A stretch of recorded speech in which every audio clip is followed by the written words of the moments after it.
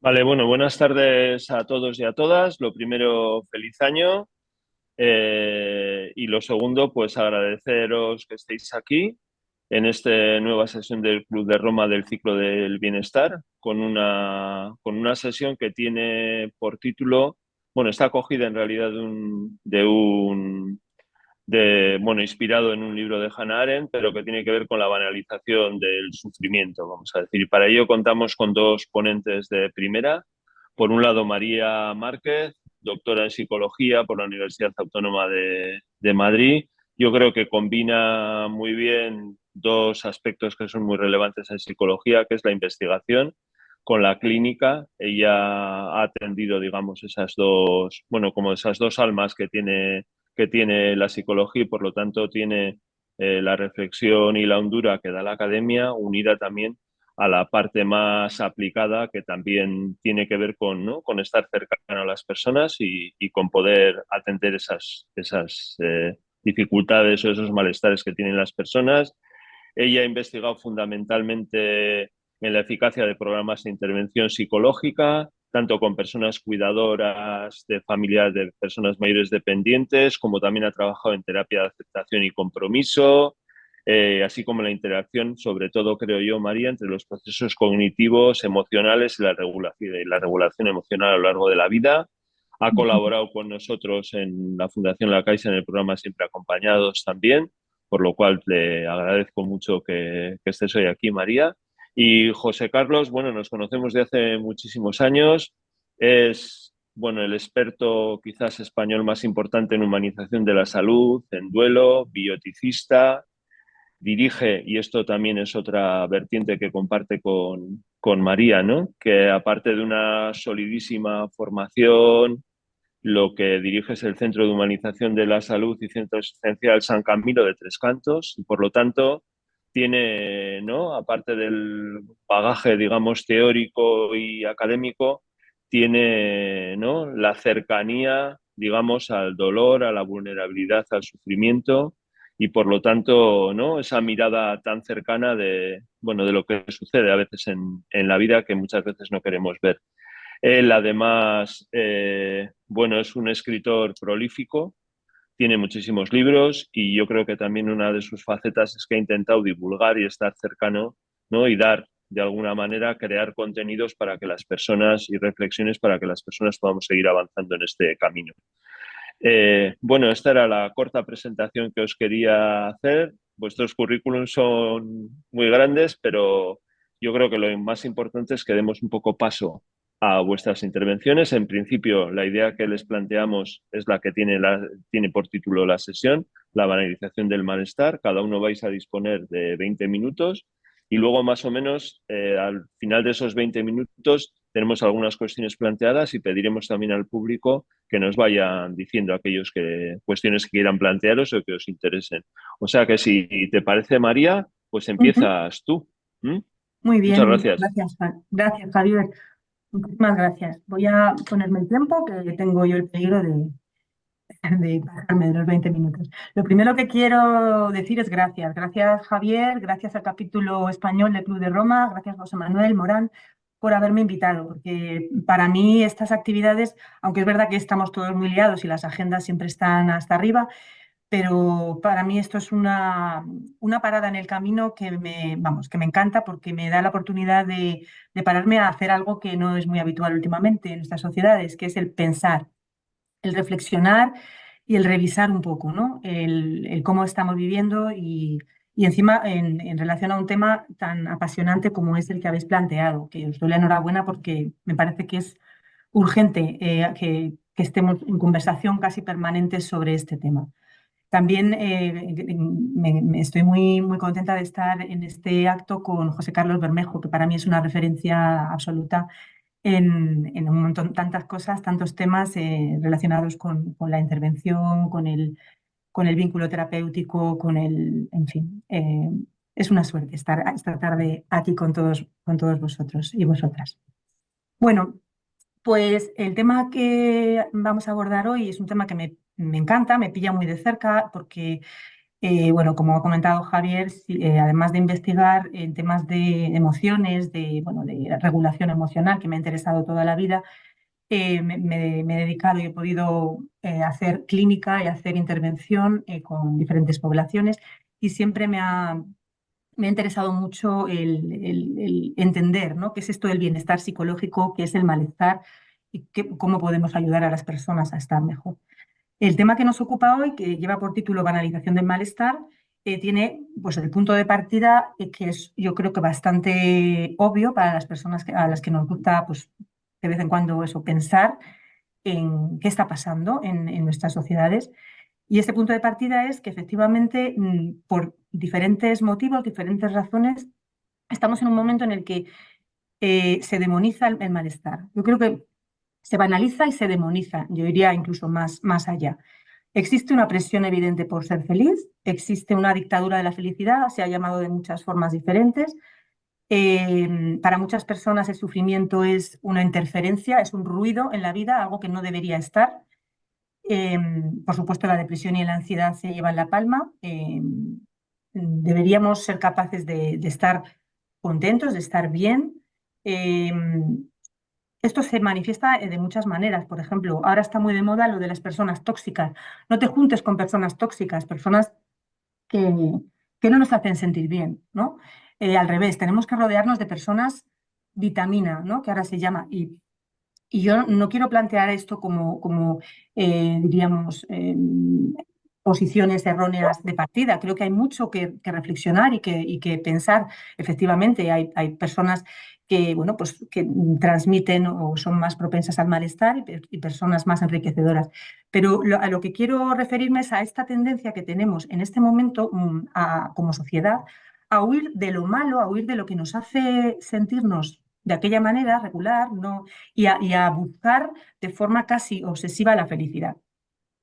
En este sentido, bueno, ya llevamos mucho tiempo con la revolución de la autoayuda, ¿no? Los manuales de autoayuda, nos vamos a cualquier centro comercial, el Corte Inglés, por ejemplo, y las estanterías de la zona de autoayuda están llenísimas y además es que se venden muchísimo estos libros, ¿no?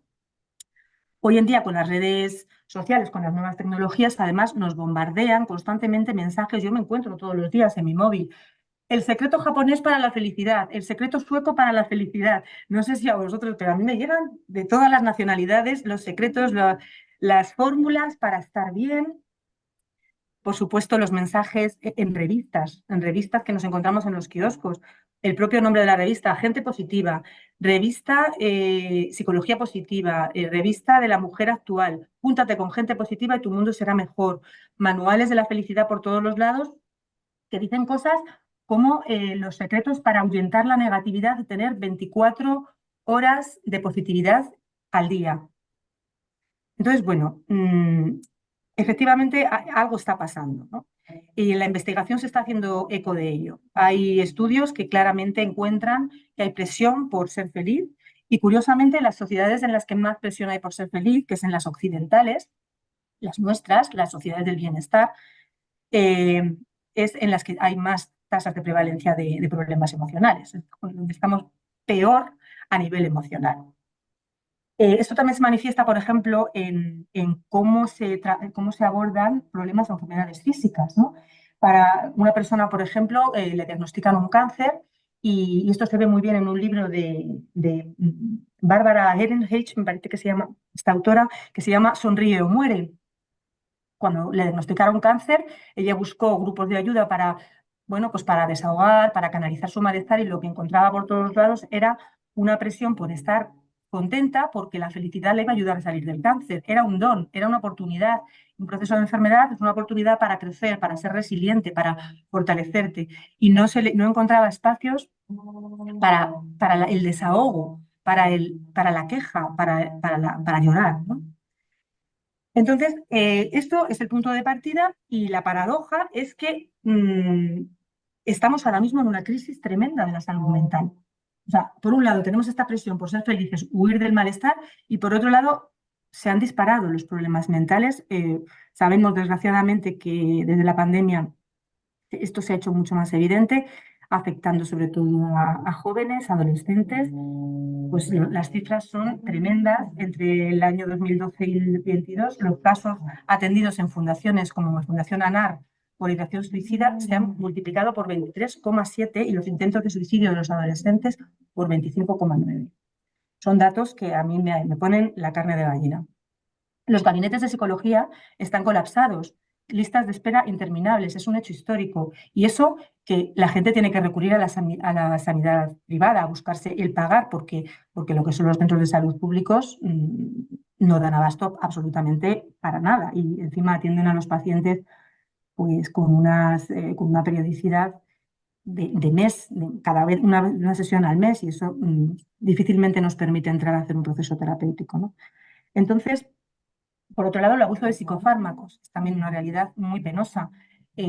España, antes de la pandemia, era el segundo país europeo en abuso de psicofármacos y, bueno, continuamos ocupando de los primeros puestos en ese sentido. Esta realidad se hace especialmente dramática en las personas mayores, sobre todo en mujeres, que, bueno, yo creo que basta con mirar a nuestro alrededor, mujeres mayores de 65, 70, cómo llevan colgadas de la pastilla del psiquiatra del antidepresivo durante años y años y años, y aquello, bueno, pues se asume como algo normal, ¿no? En fin, ¿qué está pasando? ¿Qué está pasando? ¿Con qué tiene que ver esto, ¿no? Esta presión por la felicidad. Yo ya os digo que agradezco mucho la posibilidad de estar hablando hoy aquí de esto porque yo más que respuestas tengo preguntas, o sea, tengo un montón de dudas. De verdad que me pregunto muchas veces, pero ¿qué estamos haciendo tan mal, ¿no? Bueno, buscando posibles claves, posibles pistas para entender esto, creo que esto puede tener que ver con cómo definimos bienestar y malestar. José Manuel, al principio estábamos hablando de el verdadero malestar, ¿no? ¿Cuál es el verdadero malestar? El que tienen en África, el que tienen ahora mismo en Gaza. Bien, sin embargo, nosotros hablamos de malestar, utilizamos la palabra malestar y felicidad, ¿no? Entonces, ¿qué entendemos nosotros por felicidad? Cuando el chiste este, ¿no? De, jolín, qué mal día llevamos, a ti se te muere el padre, a mí se me ha perdido el lápiz. Pues esto, de una forma humorística, refleja muy bien la subjetividad del constructo. Y yo creo que, bueno, por diferentes factores, durante mucho tiempo, en la atención a la salud mental, en la reflexión psicológica sobre el bienestar, hemos asumido un modelo del bienestar bastante rígido, muy poco flexible. El modelo de la normalidad sana, que viene un poco también del enfoque médico, del enfoque, hay una enfermedad, pues vamos a curarla, hay un tumor, vamos a extirparlo, pues hay un malestar, hay unos síntomas, vamos a eliminarlos, ¿no? Entonces, esta lógica del control del síntoma se aplica también al entender nuestra felicidad y nuestro malestar y asumimos que lo normal es estar bien. Cuando hay algún malestar, es que algo va mal, hay que erradicarlo, vamos a controlarlo. Esto tiene que ver también con nuestra concepción del ser humano. Yo creo que estamos viviendo una época de humanismo recalcitrante exacerbado, humanismo 2.0, 3.0 o como se quiera llamar. El hombre es la medida de todas las cosas, es el centro del universo, entonces puedo con todo, es un individualismo también muy marcado que yo creo que tiene como connotación la asunción de que efectivamente podemos controlar muchas cosas y entre otras nuestra felicidad. Que ha desplazado la responsabilidad de la felicidad al ser humano, como si nosotros fuéramos absolutamente capaces efectivamente de conseguir ser felices y quitarnos el malestar de encima. Y encima nos dan instrucciones sobre cómo hacerlo, ¿no? Solo tenemos que comprarnos estos libros o ver estos vídeos o, en fin. Y claramente esto está reforzado por nuestra sociedad. Hay un libro muy interesante que está escrito por Edgar Cabanas y Eva Youth, que se llama Happycracia, cómo la ciencia y la industria de la felicidad controlan nuestras vidas. Y creo que dan con un montón de claves para entender cómo la sociedad está reforzando estas tendencias a intentar ser felices. Esto está completamente asociado al consumo, ¿no? ¿Cómo puedo ser feliz? Pues venga, vamos a vivir experiencias, vamos a comprarme este paquete de experiencias o voy a irme a este restaurante que me han dicho que es maravilloso.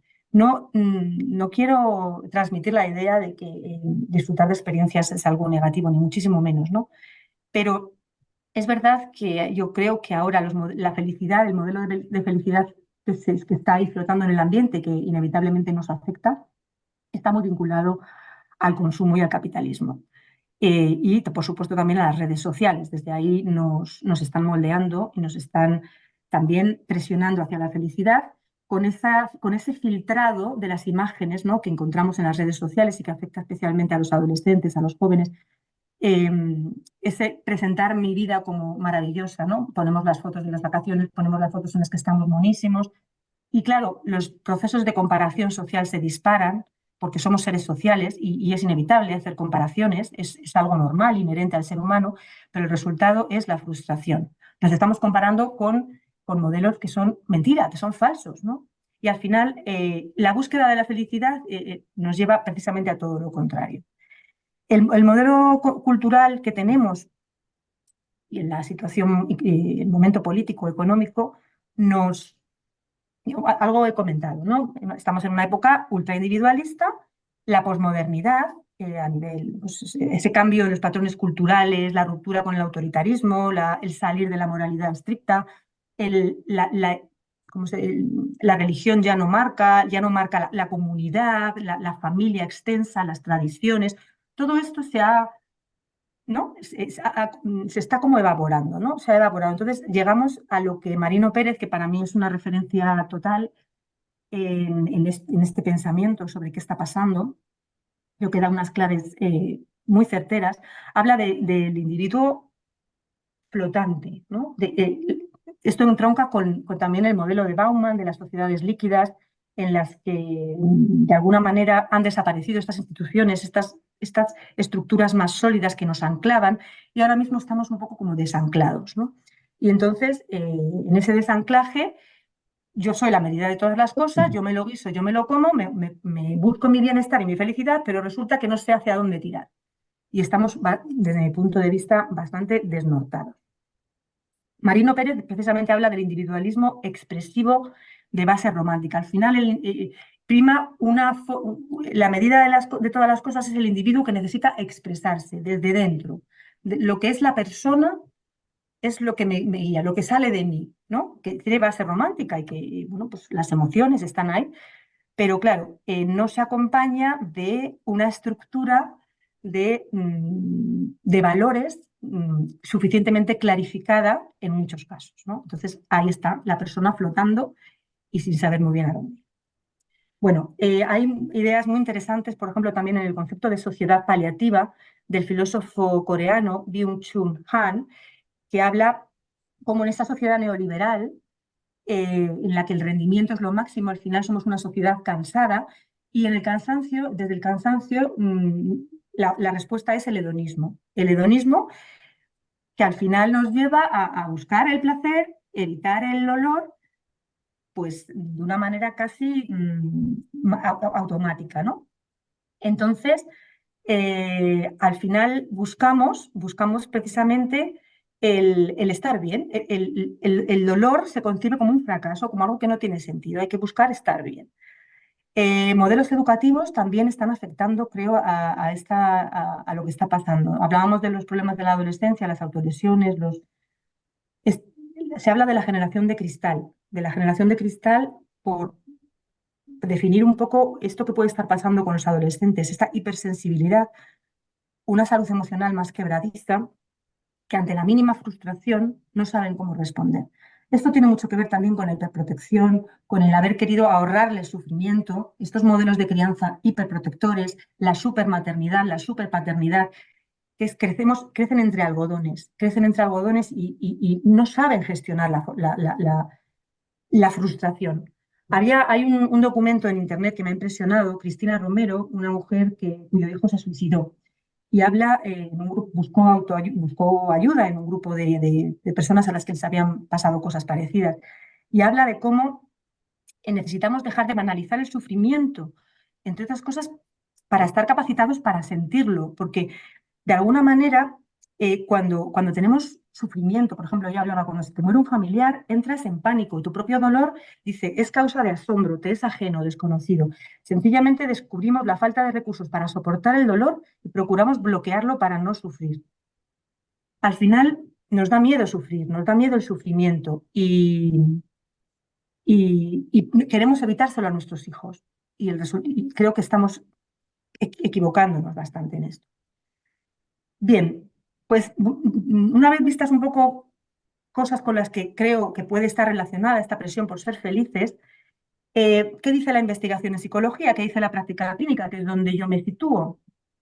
Pues muy rápidamente, un resumen porque, bueno, esto daría para mucho, pero la psicología yo creo que desde hace tiempo, desde algunos enfoques, por supuesto, porque hay para todos los gustos, pero sabemos que el sufrimiento forma parte de la vida humana, es inevitable, antes o después nos toca sufrir. Ojo, es importante también distinguir qué entendemos por sufrimiento. Hay sufrimientos inevitables, que es esta que me estoy refiriendo, el dolor, la pérdida, y sin embargo hay otros sufrimientos, que ya hablamos de los trastornos mentales, y no podemos mezclar todo. O sea, yo creo que esos sí son evitables y son producto de una serie de patrones conductuales que se podían haber frenado y no haber llegado a esto. Y por lo tanto se puede buscar ayuda terapéutica para ellos. Pero hay otro malestar que forma parte del día a día, es condición inherente del ser humano. Nietzsche ya lo decía, dolor y felicidad son dos hermanos gemelos, ¿no? Entonces, si atajamos el dolor y queremos ahorrarnos el dolor, ¿qué pasa? Que no vivimos, nos quedamos encerrados en nuestra casa y así no sufrimos. La mejor fórmula para no sufrir es no vivir. Y esto lo estamos viendo en la clínica, lo estamos viendo en la clínica. No se acepta que el sufrimiento sea algo normal. Entonces, muchas veces vienen a buscar ayuda psicológica personas que tienen un sufrimiento pues completamente lógico porque acaban de tener una ruptura amorosa y es que ya son 2 meses y ya quiere haber pasado página. Pues hay que dar tiempo al tiempo, ¿no? No, hay que estar ya feliz, hay que estar a tope. Bueno, por la investigación en psicología sabemos que las emociones negativas tienen funciones adaptativas, nos informan de cómo estamos, de en qué punto estamos, son como una brújula, estamos satisfaciendo nuestras necesidades o tenemos que pararnos un poquito a ver qué está pasando. Luego, la dialéctica entre las emociones positivas y negativas es una clave del bienestar. Si todo el rato estuviéramos en emociones positivas, al final esto se quedaría como descafeinado. No necesitamos el contraste, necesitamos una semana de estrés para que llegue el viernes y el fin de semana y digamos, qué maravilla, qué gozada es descansar, ¿no? El contraste, esa dialéctica entre la emoción positiva y negativa. También las experiencias de crecimiento y resiliencia. De esto seguro que José Carlos va a hablar y sabe mucho más que yo. Sabemos que el sufrimiento es inherente también a la realización de nuestros valores muchas veces. El amar a alguien significa estar dispuesto a sufrir, porque es que lo puedes perder o puedes tener un conflicto o puede haber diferencias de criterios o puedes tener, en fin, la vida implica necesariamente salir de una zona de confort y exponerte a sufrir. Y también, por ejemplo, se sabe por la investigación que la complejidad emocional, el ser capaces de experimentar a la vez emociones positivas y negativas, esa mezcla es positiva y muchas veces adaptativa y está en la base de la resiliencia muchas veces. Precisamente la polarización de los afectos, el o estoy bien o estoy mal, se ha identificado con inmadurez emocional y con dificultades para adaptarse a los cambios y, sin embargo la capacidad de tener esa ambivalencia, esa complejidad afectiva es algo positivo, ¿no? Entonces, al final, otra de las funciones que sabemos que tienen las emociones negativas es que nos acercan a los demás, nos acercan al otro. Si no somos capaces de aceptar nuestra emoción negativa, nuestra vulnerabilidad, estamos en inferioridad de condiciones para la conexión humana, que al final es, desde mi punto de vista, una de las claves de la verdadera felicidad y que está fallando mucho en nuestras sociedades actuales. Las personas que hacemos clínica sabemos también los efectos rebote del intentar quitarnos el malestar de encima, ¿no? La evitación experiencial. Ahora las terapias contextuales hablan mucho de esto, cómo muchas veces queremos sacar el malestar de nuestra vida y lo que hacemos es cavar todavía más a fondo en el hoyo, ¿no? Nos vamos más al fondo. Entonces, desde luego, hay mucho cuerpo de investigación en psicología y mucha experiencia clínica que claramente nos indica y podemos sacar la conclusión de que el sufrimiento es algo, una experiencia inherente al ser humano con funciones adaptativas en muchas ocasiones. Ojo, no siempre. Tampoco estamos hablando de venga, nos vamos a fustigar y viva el sufrimiento, y no se trata de esto, ¿no? Hay en cada caso que ver cuál es el mensaje, qué hay ahí y cómo efectivamente determinadas experiencias de sufrimiento nos pueden ayudar a construirnos, ¿no? Y a desarrollarnos como personas. Por lo tanto, los modelos de bienestar que tenemos, creo que hay que darles una revisión profunda. El bienestar humano no va de quitarnos el malestar de encima, sino de aprender de qué vamos los seres humanos, y los seres humanos necesariamente eh, experimentamos emociones que nos gustan más y otras que son más difíciles, más incómodas, porque la vida nos afecta. Entonces, la flexibilidad psicológica de estar abierto a unas y a otras se está viendo que es una de las claves del bienestar y de la salud mental actualmente. El salirnos de esa rigidez de solo lo bueno, no lo malo, sino estar abiertos, ¿no? Al mundo y a lo que la vida me traiga, es una de las claves. Creo que también la dimensión existencial y espiritual del ser humano, cuando hablamos de espiritual, seguro que hay connotaciones ahí bueno, de lo religioso, y creo que no necesariamente es así. Creo que tenemos una dimensión existencial que con los cambios sociales, con el posmodernismo, con la posverdad, con el laicismo de las sociedades, la hemos dejado muy atrás, y sin embargo seguimos siendo seres existenciales que necesitamos tener valores, direcciones, horizontes que den sentido a nuestras vidas. Y yo creo que ahí está otra de las claves básicas de la felicidad, el saber buscar el sentido, saber enriquecer mi vida con un propósito, ¿no? Y ahí entra también la conexión humana. Esto vincula mucho con el tema de la soledad, que sé que lo habéis trabajado mucho también en el Club de Roma. Si huimos del malestar, nos alienamos con los demás y con nosotros mismos, porque al final el malestar nos vincula al otro. Somos seres vulnerables, y desde la vulnerabilidad podemos conectar mucho mejor, ayudarnos y construir unas sociedades pues mucho más sanas, con sociedades que como no las construyamos, es que no es sostenible, no es sostenible, como no empecemos a mirar en esta dirección del vínculo, del comprendernos desde esa complejidad que somos los seres humanos. Nos gusta el buen rollo, pero también tenemos muchos momentos de malestar. Y tener esa riqueza, yo creo que nos va a ayudar bueno, pues a salir de esta trampa, ¿no? Del pensamiento positivo tóxico, y tratar de construir eso, pues, sociedades más sanas, más respetuosas con lo que es verdaderamente el ser humano, sociedades de cuidado, sociedades vinculadas y conectadas. Entonces, bueno, hay muchas cosas que podríamos pararnos a mirar. Yo creo que en este momento de crisis social en el que estamos, yo creo absolutamente que estamos en una crisis social, existencial profunda. Soy de las que piensan que los psicólogos y los sociólogos deberíamos estar reunidos en gabinete de crisis, teniendo congresos permanentemente para analizar las claves de lo que está pasando, porque hay mucho que analizar. Entonces, bueno, pues, ahí va un poco las ideas, que son más preguntas que respuestas, pero que, bueno, he disfrutado mucho preparándolo, y no sé si luego podremos ahondar un poquito más en alguno de los puntos. Muchas gracias por Muy vuestra bien, atención. muy bien, María, pues muchas gracias.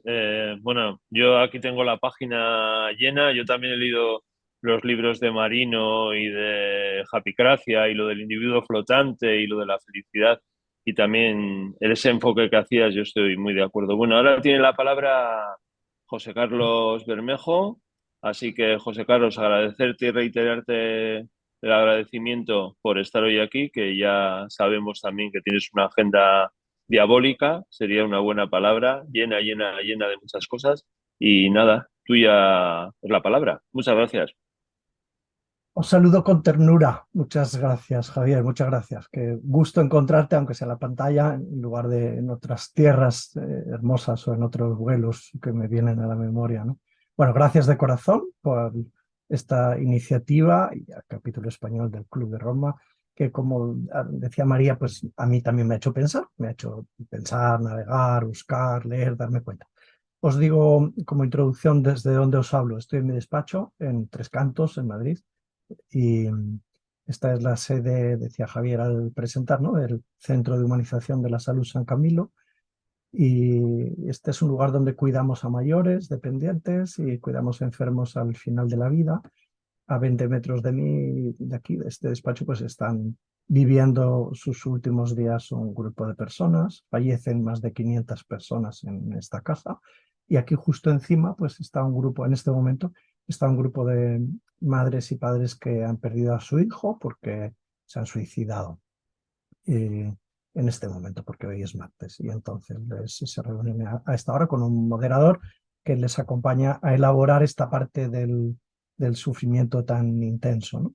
Esta sede quiere conjugar este verbo, este proyecto de personas queremos conjugar este verbo humanizar, que es, bueno, pues promover el respeto sagrado de las personas, especialmente en su fragilidad, en su vulnerabilidad, ¿no?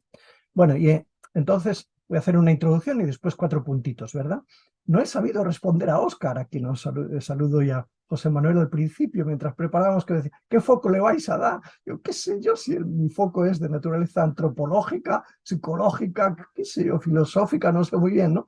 Pero he pensado, me he dado cuenta de que hace 15 años di una conferencia sobre el malestar y justamente en Roma, ¿no? Y forma parte de un capítulo de un libro que he recordado, pues haber leído sobre la salud que nace, que se desea, ¿no? La liberación, la salvación que se desea desde el malestar que tiene tantísimas formas, ¿no? Bueno, banalizar, trivializar, frivolizar, minimizar, suavizar, infravalorar, subvalorar, qué sé yo, son como sinónimos que se encuentran, ¿no? Este interés desde la filosofía que has citado de Hannah Arendt, ¿no? Y bueno, pues es un indicador de que efectivamente también podemos pensar no solo desde la sociología, sino desde la reflexión más profunda. Freud pensó del el malestar de la sociedad que impone al ser humano pues un sentimiento de culpa al no poder realizar toda pulsión, todo deseo que nace de búsqueda del placer, ¿no? Y bueno, pues hay tantas formas de estudiarlo que la mía quiere ser solo una y limitada como es propio. Yo también veo que se está banalizando no solo el malestar, sino el mal hacer. Es decir, yo diría que me he encontrado, al menos en algunas conversaciones en esta Navidad, me encontraba con mi sobrino que decía, tío, que yo no voy de bueno por la vida, no, que ser buenista no está de moda, ahora toca no ser bueno. Y me doy cuenta de cuánto se frivoliza sobre lo que puede significar la búsqueda del bien y lo que se relativiza el hacer el mal. Robar ya no es una cuestión ética, sobre todo si se hace por las vías digitales, ¿no? Si es una habilidad. Me he sentido mal particularmente cuando me han robado mi identidad durante un tiempo, ¿no? Y me he dado cuenta de que me parece que los ladrones de identidad para obtener un porrón de dinero, pues no se sentían, creo, muy culpables, sino más bien pues habilidosos, porque son capaces de, en esta banalización del mal hacer o de la dimensión ética y no solo del malestar, ¿no? Bueno, también me parece que se puede banalizar por exceso y por defecto. Y en Madrid hay un sitio que se llama Llorería y es un lugar para ir y liberarse y desahogarse de lo mal que uno está, ¿no? Comiendo y tomando cerveza y ridiculizando lo que pueda significar desahogarse o liberarse de lo que en realidad hace sufrir. Bueno, yo he preparado 4 puntos después de esta introducción que me ha hecho tanto interpelar y volver sobre mis propias huellas de hace algunos años, navegar, ¿no? Primer punto, malestar y malestares. Segundo, lo hago para mí, el poner orden en las ideas. Segundo, malestares con potencial humanizador, me parece a mí. Tercero, malestares que desafían a las raíces. Y cuarto, algunas respuestas concretas que en el fondo al presentarme pues ya he indicado algunas, ¿no? Que puedo estar viendo, intuyendo o poniendo en práctica o motivando desde nuestro centro, desde mi realidad, ¿no? Así que Uno, malestar y malestares. Yo creo que hay muchas formas de malestar, ¿no? De privación de confort. Claro, hay radical distancia entre estar mal porque no encuentro sentido, no tengo ganas, a estar mal porque tengo hambre, porque no hay sistema sanitario que me proteja, ¿no? O porque estoy radicalmente solo, porque pensar en una sonda nasogástrica significa buscar una bicicleta para ir al poblado donde debe haber una. Y qué radical distancia, ¿no? Entre un posible malestar, también individual y colectivo. No sé qué distancia puede haber en el sufrimiento de los lugares donde las bombas están cayendo en este momento o se están disparando, pienso en los dos espacios, y el malestar que yo pueda sentir porque me hace mal la digestión. Y con cualquier pastilla que las tengo aquí al alcance, unas y otras, pues lo alivio. Entiendo que hay muchos tipos de malestar, individual, social, comunitario, económico, que malestar cuando no hay recursos suficientes para hacer frente a los pagos pendientes en contextos tan distintos como quiero evocar deliberadamente, ¿no? El malestar habitacional, pienso en esos que viven tantos juntos en camas calientes, ¿no? O en la calle. Malestar relacional, ese que se puede encontrar más en la terapia del barrio Salamanca, digámoslo así, para entenderlo, ¿no? Del barrio bien de cualquier ciudad, ¿no? El malestar psicológico al que se refirió particularmente pues, Rogers o Maslow, o los más existenciales, también los estudiaron Kierkegaard, Heidegger, ¿no? Sartre, Viktor Frankl, malestar existencial. Pienso en los malestares tecnológicos que experimentamos unos y otros cuando tenemos dificultades a manejar las brechas de las diferentes generaciones o más o menos inteligentes o torpes en digital. Malestar a veces asociado a la identidad de género o la tendencia sexual en diferentes contextos. Pienso cuánto malestar de los enfermos en esperando los procesos diagnósticos o ni soñando en que haya recursos diagnósticos y terapéuticos, ¿no? Malestar en contextos violentos, el malestar de que no accede a los recursos sociales que ve que otros sí que acceden, por tantas características, ¿no? Puede ser sencillamente por el contexto rural o insular en el que se vive, el malestar de los inmigrantes que han dejado, ¿no? Que viven los 7 duelos de haber salido de su propio contexto. ¿Cuánta experiencia de frustración? Mis ojos en este momento quieren ser abiertos para identificar, ¿no? Cuánta frustración, cuántos anhelos radicales de valor, de deseo de justicia, de verdad, ¿no? De salud, tantos deseos de sentido, de humanización, diría yo, sin tantos deseos de agarraderos, que es el ancla es el símbolo universal de la esperanza, ¿no? Agarraderos para sobrevivir o quizás para vivir con sentido, cuántos deseos de encuentro, de apoyo para salir de esa soledad vacía, ¿no?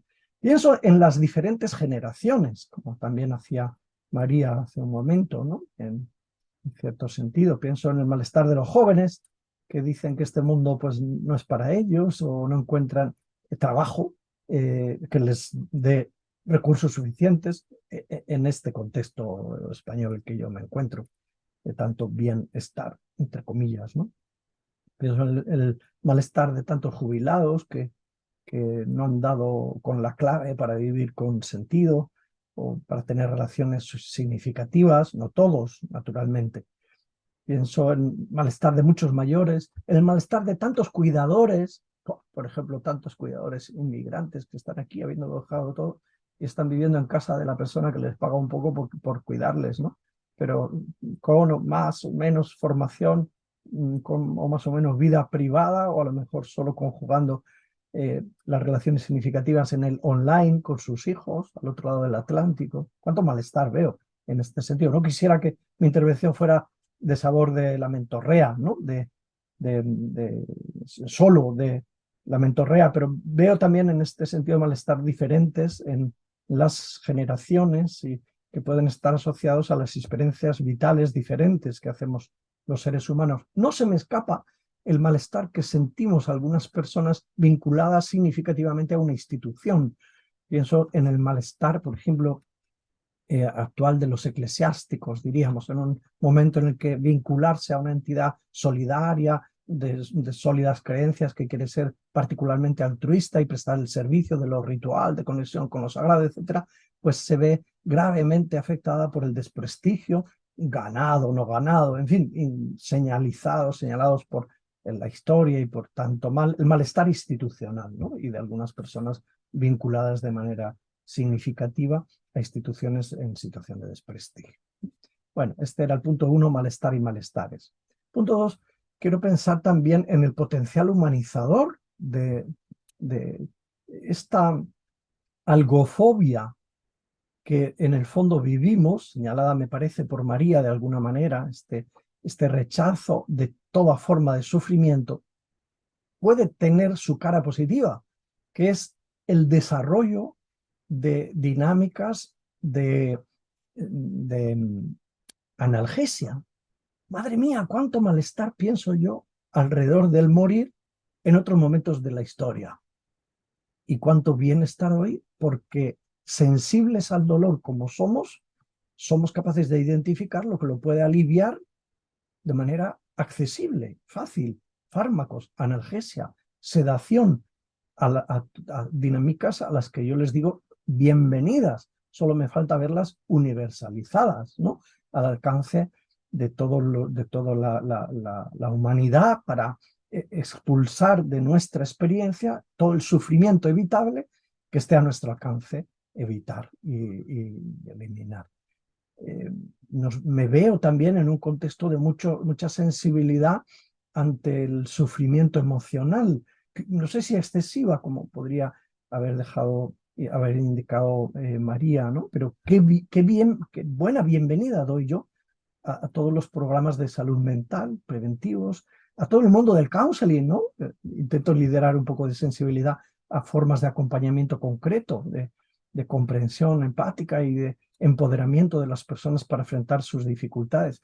Pues yo veo ahí un potencial humanizador en el desencadenarse de dinámicas de alivio, la antigua consolatio, que perdió su poder como palabra, ¿no? De consolación, o sea, acompañamiento en el sufrimiento.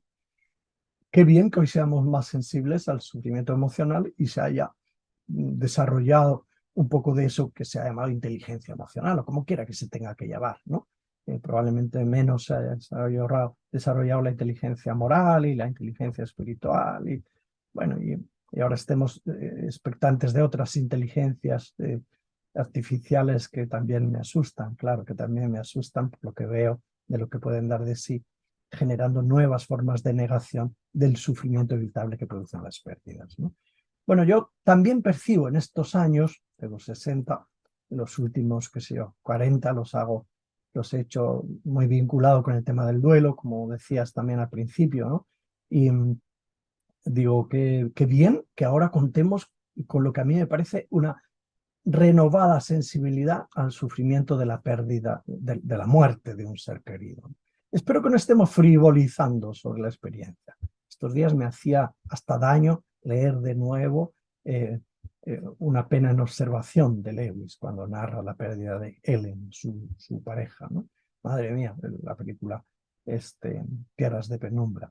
Decía, a ver si vamos a estar banalizando la hondura del sufrimiento de la muerte, ¿no? De un ser querido, algunas en particular, cuando son muertes inesperadas o provocadas o violentas, o en todo caso con personas con las que se había construido un vínculo tan significativo que perderlo es una verdadera amputación de la propia vida y del propio cuerpo, que hay que aprender a vivir de manera radicalmente nueva sin esa parte de uno mismo que muere con el ser querido. Bueno, yo percibo nuevos modelos interpretativos, el propio psicoanálisis se supera a sí mismo, unos se completan a otros, ¿no? Jana Luch, más recientemente criticando a mismo Freud, en duelo y melancolía, y doy la bienvenida ante lo que yo llamo una creciente sensibilidad, espero que no sea psicologización solo, de la experiencia del sufrir inevitable de la muerte de seres queridos. También siento un renacer humanizador en la conciencia del sufrimiento espiritual, le llamamos así también, existencial, ¿no? Espero que no nos tengamos que defender diciendo que no hablo de religión, como si eso ya fuera sinónimo de malo, ¿no? Pero percibo una creciente profundización en el tema de la competencia espiritual, incluso una consideración del sufrimiento existencial y espiritual como suficientemente consistente como para justificar la sedación paliativa, ¿no? Como síntoma refractario. Esto me consuela y me hace ver digamos, el potencial humanizador de algunas formas de creciente sensibilidad, ante el malestar propio y ajeno. Bueno, el punto 3, es decir, yo creo que también estos malestares nos desafían a las raíces, ¿no? La raíz, la gran raíz de la paz, Dios mío. La gran raíz de la paz. Tengo un compañero que no hace más que decir cada día que más que la salud es importante la paz, porque, bueno, sea como sea, me siento interpelado ante el fracaso del diálogo como vía de resolución de los conflictos y este grandísimo, no se puede llamar ni malestar, ¿no? Porque malestar es una palabra que se queda pequeña, malestar, para describir lo que puede ser las consecuencias de la guerra. Siento mucho malestar en este tema que tú eres especialista también, Javier, ¿no? Que es el de la soledad no deseada, pero veo con gusto tantos programas que se están haciendo, ya citada anteriormente por María. Veo con gusto que sea un tema que se estudia, que se profundiza, que se hacen programas, sabes mucho más que yo vosotros. Veo que hay respuestas comunitarias, también veo el interés del mercado, el interés de las políticas, ¿no? Ante la soledad, el análisis de los costes sanitarios de la soledad no deseada. Pero yo doy la bienvenida a esta, no sé si creciente sensibilidad o consciencia, porque peor es todavía la inconsciencia ante la soledad no deseada, que no es solo de los mayores, como bien sabemos, que está asociada también pues, a otros momentos de la vida.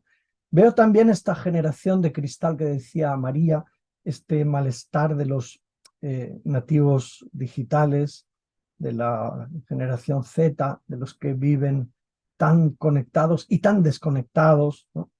De estos que se sienten mal en el encuentro carnal, carnoso, presencial, se sienten mal. Pues es todo mucho más fácil y más cómodo. Y cómo va a cambiar algunas dinámicas humanas de seducción, de encuentro, de conquista, de enamoramiento, de encandilarse y dejarse encandilar en el encuentro, ¿no? ¿Cómo van a cambiar si tantos encuentros son en dos dimensiones, bueno, o en las tres que podemos ver con las gafas, ¿no? De los recursos de los recursos técnicos, ¿no? De la dimensión del sexto continente digital. Veo este malestar tan interpelador a la comunidad, que es el número de suicidas, pero no solo el número, ¿no? Son más de 4.000 al año en España. Dios mío, tocan a más de 10 al día, sino la envergadura de lo que significa comunitariamente el suicidio del individuo, ¿no? Aquí es donde yo creo que no nos damos ni cuenta suficiente, o yo al menos, quizás solo algunas veces. Hace poco en nuestro columbario que hemos construido recientemente bajo el jardín, pues estaba una persona, una mujer, hablando con las cenizas de su hijo suicidado aquí, ¿no? Pues digo, Dios mío, cuánta envergadura tiene este sufrimiento, cuánta hondura, como para que podamos quejarnos de otras formas de malestar, o como si me digo yo a mí mismo, si la palabra malestar tiene suficiente envergadura como para recoger la hondura del sufrimiento al que pueden llegar algunas personas que se escapan de un infierno quitándose la vida, creo que en parte siendo conscientes del infierno que dejan a sus familiares, ¿no? Suicidio, no sé, a mí me interpela mucho, creo que insuficientemente, como para que yo también de más posibles respuestas. Este era el punto 3, malestares que desafían a raíces, ¿no? O a valores de referencia, no solo a lo emocional, sino a lo valórico, lo comunitario, a grandes valores como son la paz, la salud, en fin. Y el último punto, solo unos minutos, algunas respuestas concretas ante varios tipos de malestar. Bueno, por socializar y por compartir buenas noticias, ¿no? Qué bien que estemos buscando el valor del cuidar, el cuidar. En el cuidar nos va la vida, y en muchos espacios vosotros y yo nos vemos reflexionando sobre la dependencia, el envejecimiento y la soledad, y poniendo sobre la mesa todavía, una vez más, o más todavía, el valor del cuidar, en el cuidar que nos da la vida, y como la historia de la humanidad también se puede escribir en términos de no solo de autocuidado, buscando caminos de autocuidado, sino también del cuidado recíproco, del cuidado no solo de las emociones, sino también del pensamiento y del cuidado de los valores, ¿no? y de los vínculos. Qué bien que surjan todos estos programas, como decía antes, en relación a la soledad no deseada, desde una mirada más comunitaria, en la que nos podemos sentir más corresponsables, una mirada más sistémica. Creo que merecen estos grandes temas que encierran a tantas personas sufriendo mucho. Qué bien el desarrollo de la cultura paliativa, ¿no? Estoy citando las cosas con las que yo me siento comprometido en esta misma casa en la que estoy en este momento, ¿no? Digo, ¿cuánto poder humanizador hay para cuidar el final de la vida y aliviar mucho malestar? Me encuentro personas que también me lanzan desafíos como este, ¿no? Pero esta agonía no puede durar menos, ¿no? Como mostrando cuánta dificultad tenemos para aceptar lo que significa que mi ser querido se muera, y se muera como proceso, no solo, porque lo contrario sería morirse de manera súbita, ¿no? Digo yo que qué bien que podamos estar cultivando desde la cultura paliativa la elegancia en el acompañamiento al final de la vida, ¿no? La elegancia en lo que tiene también de saber elegir. Bueno, esto nos puede llevar a límites problemáticos, claramente, ¿no? Pero elegir estar despierto, estar dormido, elegir rechazar tratamientos que ya no dan esperanzas de recuperación, ¿no? Elegir con quién ser acompañado, elegir dejarse interpelar, acompañar por tantos voluntarios que deciden ser así socialmente, no solo regalar un poco de su tiempo, sino ser voluntario en estos contextos de mucho malestar radical, que es el morir o el que se nos mueran nuestros seres queridos, ¿no? Qué bien, digo yo, que estemos pudiendo dar respuestas de humanización y haciendo planes de humanización de la asistencia sanitaria, preguntándonos cómo disminuir mucho malestar que es evitable por la dispatía que a veces nos dispensamos unos a otros en las relaciones terapéuticas, en las relaciones profesionales. Qué bien que nos podamos decir más corazón en las manos, ¿no? Que es el lema que yo heredo de un gran humanizador de la historia, Camilo de Lelis, ¿no? Patrono de enfermos y enfermeros. Qué bien que hayan surgido, yo fundé uno en el 97, ahora hay 34 en España, centros de escucha, ¿no? Lugares para decir firmemente, creo en el poder de aliviar mediante la narración del propio sufrir y mediante la confianza en que unas orejas empáticas puedan tomar en serio mi modo de sufrir, ¿no? Mi narrativa. Y al narrarme me libero. Y qué bien que haya centros, hay personas especializadas, preparadas, que con su tiempo sin prisa estén regalando regalando orejas y abrazos y encuentros para aliviar muchas formas de malestar, de sufrimiento generadas por tantas causas, Y termino diciendo que qué bien también que podemos estar conjugando. Yo lo estoy haciendo cada día, que envío a cientos de personas un audio de agradecimiento por cosas muy humildes en la vida, y digo, caramba, qué bien que podamos mirar no solo la cara oscura de la vida, sino que podamos conjugar el verbo agradecer, agradecer, agradecer, no sea que nos vayamos solo a quejar de lo mal que estamos, de lo mal que está nuestro contexto y nosotros mismos perdiendo la mirada también sobre la cantidad de cosas que podemos agradecer porque están a nuestro alcance, ¿no? Desde el amanecer hasta el poder descansar, hasta el poder escucharnos ahora, por lo cual yo os agradezco mucho, ¿no? La atención de estos minutos. Muy bien, pues 1.000 millones de gracias, José Carlos, gracias a los dos. Bueno, tenemos varias preguntas, si os parece, vamos a ir cogiendo un poco las preguntas del público primero y luego, si queréis, entramos nosotros un poco más en debate, ¿no? Mirad, la primera pregunta la ha hecho Leandro Sequeiros y dice la banalización y utiliza, ¿no?, algunos de los sinónimos que tú has puesto. Trivializar, huir, distraer, anestesiar del malestar, sufrimiento, dolor, es un fenómeno exclusivo de las sociedades ricas europeas, es un fenómeno emocional mundial, está más acentuado aquí. Un poco esa comprensión, ¿no? De si tiene o no que ver esto con las sociedades que somos, nuestras sociedades del bienestar, ¿no? Para cualquiera de los dos o para los dos, ¿eh? Que deis un poco vuestro enfoque y eso. ¿Mm? María, ¿tú empiezas, por ejemplo? Digo, por Sí, dejarle descansar un vale. poco a José Carlos, que... Fenomenal. Sí, vale, pues bueno, muy interesante la pregunta. La verdad que, como decía, yo respuestas totales no tengo, ¿no? Pero sí mi opinión y por lo que he podido reflexionar, pensar, leer, sí que creo que esto es más propio de las sociedades occidentales, del bienestar, en las que hemos alcanzado un nivel de comodidad de vida, de unas condiciones que, bueno, pues que nos favorecen en muchos sentidos, pero esos cambios también han ido acompañados de otros que no son tan favorecedores. Y como hablábamos, ¿no? Ese cambio tan grande en la forma de vivir, en la forma de relacionarnos, en la forma de pues, los condicionantes y en la vida cotidiana en un país como el nuestro pues, las prisas, las sociedades orientadas al consumo, a la productividad, el trabajo, tal, todo esto al final va configurando un día a día que es el caldo de cultivo para esto, que es de lo que estamos hablando. Y en otros países que tienen que luchar cada día por comer, porque no tienen asegurada la comida, pues yo creo que las cosas son bastante distintas, ¿no?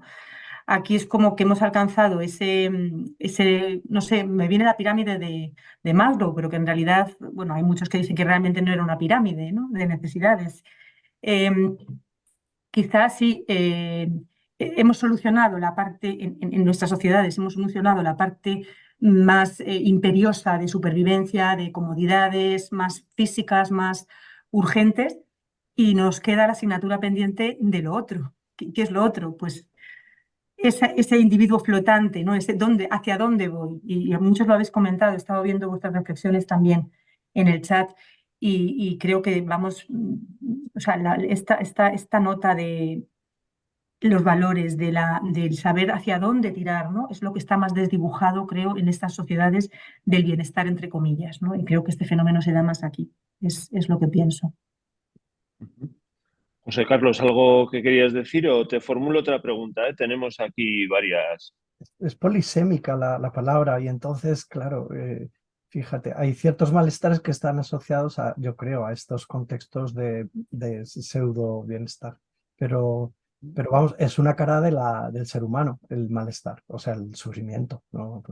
Eh, hemos, morimos, nos separamos y enfermamos del cuerpo y de la mente y cómo no nos podemos hacer daño porque transgredimos valores. O sea, el malestar es una cara de la condición humana.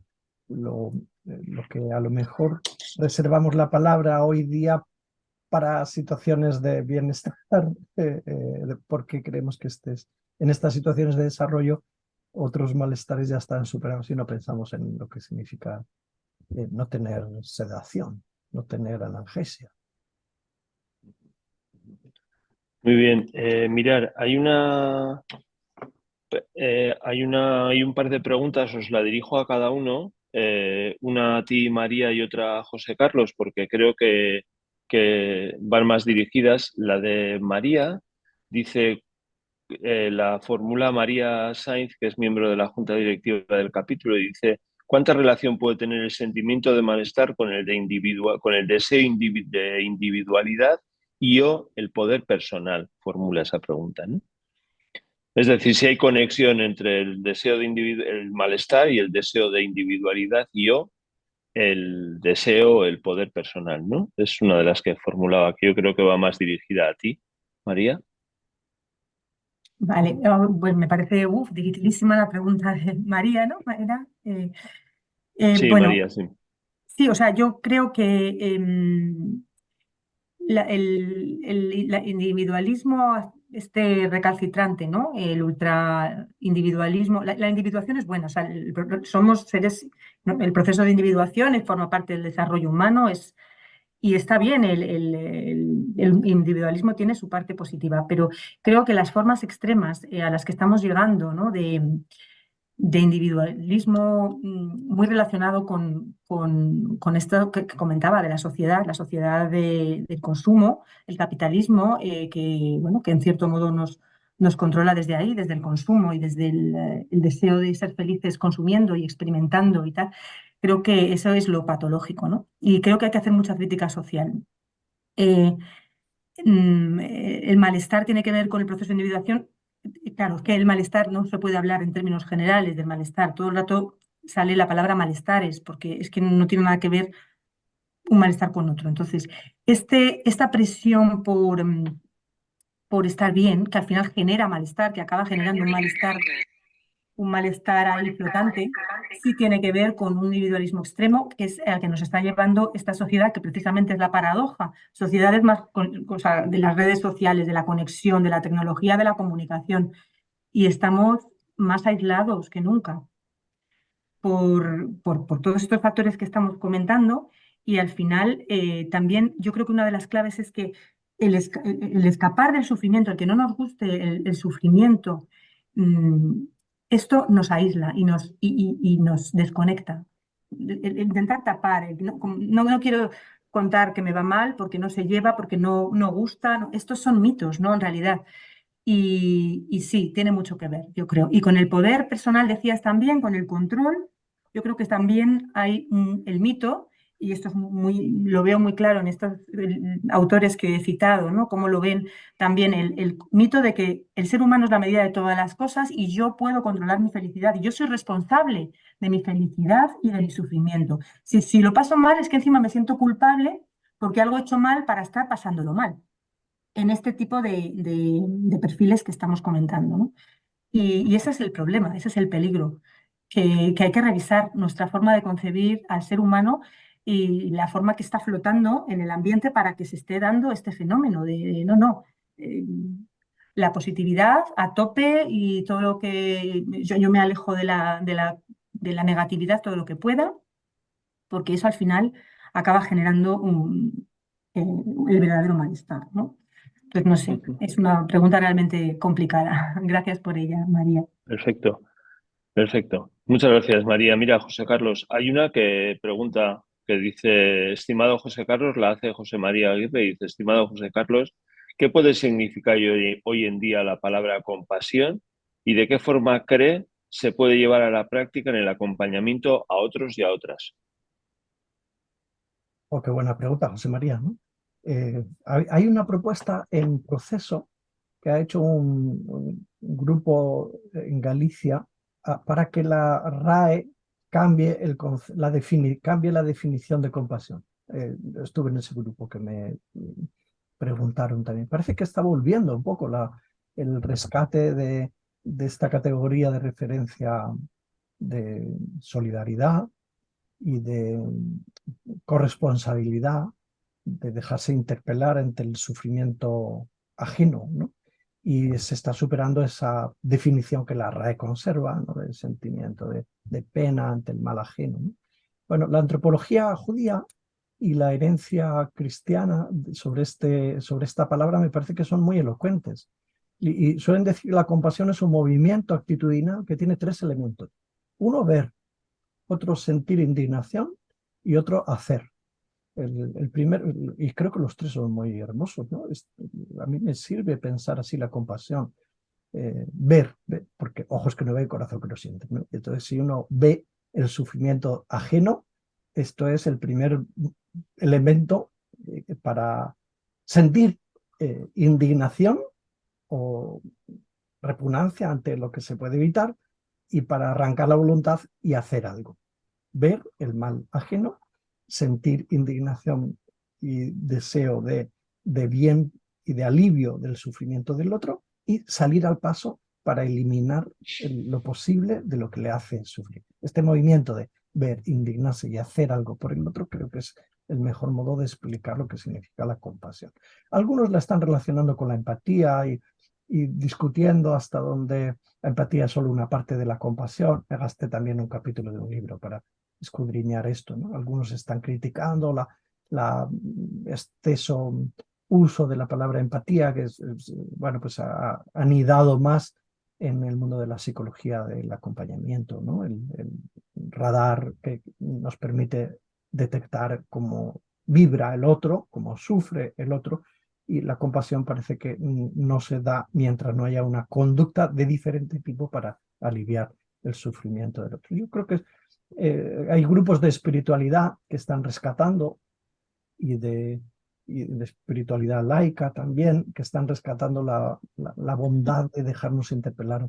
Fíjate la propuesta del líder de los católicos, ¿no? Francisco, que es de reconocernos hermanos todos, fratelli tutti, y la hondura de lo que esto puede significar, de activar los mecanismos de solidaridad, pero universal, no solo hermanos los de al lado o compasión hacia mi hijo que llora en medio de la noche y me levanto para darle agua o vive, pues no solo esa compasión, sino la compasión que nos haga romper las fronteras, porque también el sufrimiento lejano, humano, lo veamos y ante él también sintamos. Bueno, solta un pequeño rollito, pero es que me cae muy bien la pregunta para hacer apetecer profundizar sobre la compasión, ¿no?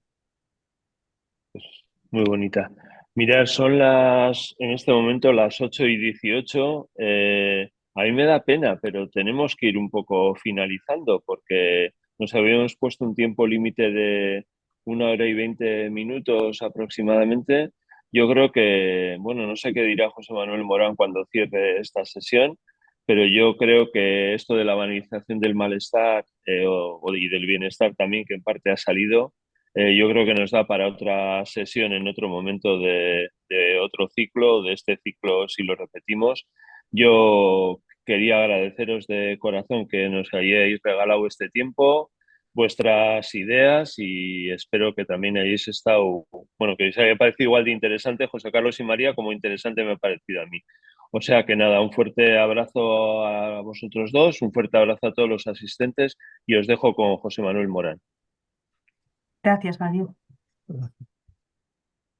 Sí, bueno, primero muchísimas gracias a María y a José Carlos por estas excelentes palabras y por habernos recordado al final, quizá con estas frases de José Carlos al referirse a la compasión, que tenemos una obligación de hacer y de tratar de evitar el sufrimiento. Nosotros estamos viviendo en el capítulo español del Club de Roma una situación extraña y es que los acontecimientos últimos, desde la invasión de Ucrania hasta, bueno, también la aparición de la COVID, pero de alguna forma más la invasión de Ucrania y más lo que estamos viviendo en Gaza, nos está llevando a recordar los inicios del club. Y los inicios del club nacen para pensar a largo plazo, lo cual permite que una sesión de estas vuelva a ser retomada a lo mejor dentro de 3 meses, dentro de 2 o dentro de un año. O sea, nosotros no cerramos los temas, sino simplemente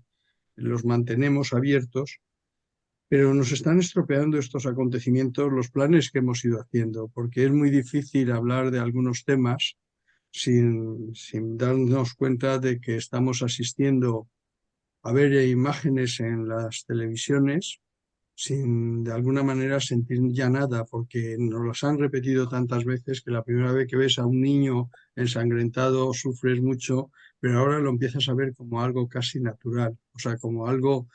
Y esto es algo que de alguna manera al capítulo y especialmente a los que creemos que no podemos olvidarnos de los otros, no podemos mirar solo en nuestras sociedades, no podemos pensar solo en el desarrollo humano de las sociedades avanzadas, donde incluso se dan